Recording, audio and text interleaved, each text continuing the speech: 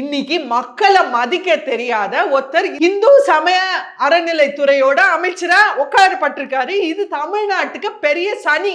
ஏன்னா இன்னைக்கு கூட இந்த வடிவுடை அம்மன் கோவில்ல மக்கள் பாவம் 4-5 மணி நேரம் அந்த பெண்கள்லாம் நின்றுட்டு இருக்காங்க. அவங்க பாவம் கால் வலிக்க நின்றுட்டு இருக்காங்க சாமியை கும்பிட. இவர் வந்து ஸ்ட்ரெயிட்டா விறுவிறுன்னு போறாரு. சரி, ஓகே, அமைச்சர் உங்களுக்கு ஸ்பெஷல் விஐபி.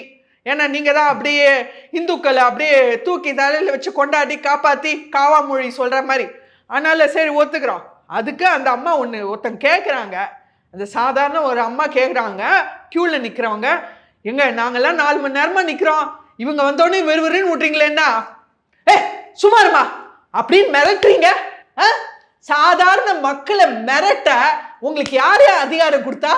இன்னைக்கு மக்களை மதிக்க தெரியாத மீடியா, மக்களின் பிரதிநிதியான மீடியாவை மதிக்க தெரியாத மீடியா வந்தோடனே காது கேட்கல அப்படின்னு சொல்ற திரு சேகர் பாபு அவர்களே, நான் ஒரு சிம்பிள் ஒத்த கேள்வி கேட்குறேன். நீங்க வந்து இந்து சமய அறநிலைத்துறை வச்சிருக்கீங்க, ஓகே சார்.